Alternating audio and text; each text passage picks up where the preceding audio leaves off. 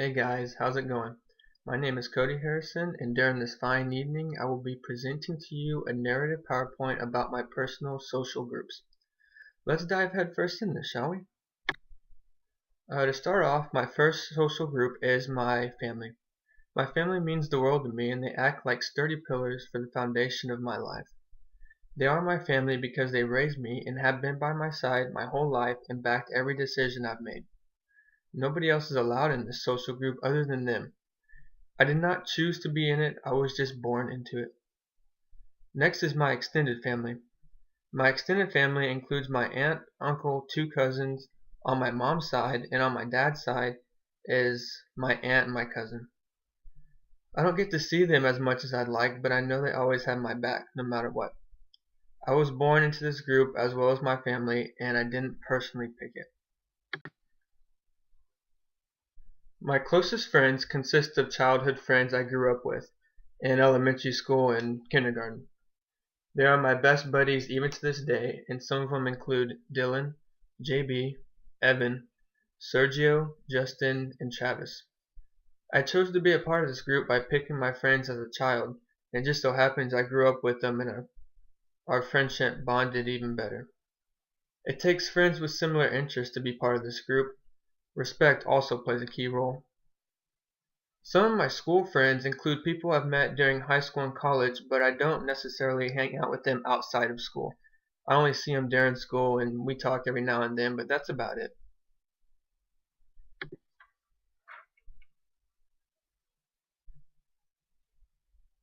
My next group is my art appreciation group. This group consists of 5 people that the teacher just recently randomly selected to work together all year. Thankfully, my girlfriend is in my group, so that makes it a little better. And by a little, I mean a lot. It didn't take my discretion to be in the group, the teacher just assigned it, so you can't really complain. My next group is my fitness group, which includes 3 of my buddies, me, Jared, and Dylan. It works out because all 3 of us have similar strengths, and well, it makes it a productive lifting group when everybody's about the same. On to the next one, my sociology class. The students in my sociology class all seem relatively my age and well educated. There are about 27 of us, so it definitely is one of my larger social groups. My sociology class group,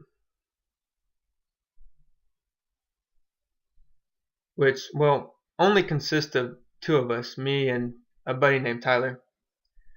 So there's only 2 people in our group as opposed to other groups which consist of at least 4, some of them 5. We get along well and there's no drama between either of us. It pretty much takes good looks to become a member of the group. That's about it. I'm 20 years old, and being as that is, I am adult and no longer considered a teenager. So I make adult decisions, and if I screw up, I live with adult consequences, like probably finding myself waking up butt naked on a cold prison floor if I make a bad decision one night. And well, let's be honest, none of us want that. Life granted me 20 years of age. I didn't grant it to myself. I fit in with all the other young men and women now that are approximately 20 years old. I'm also tech savvy. That's a big social group for me. Being in Generation X, I'm pretty familiar with a lot of the electronics we have nowadays. I'm around them all day. Computers, phones, TVs, gaming systems, all that stuff. I'm pretty up to date with all that. If you ever need help on anything, just let me know. I'll be more than happy to help you. A shelter to live in, a very important social group. I am one of those few individuals that have their own house. Well, actually, I have a roommate, so we split the bills. It's not just mine, it's his too. I'm very fortunate. I decided to get my own place to enjoy the freedom and get my foot wet and what it's like to live by myself.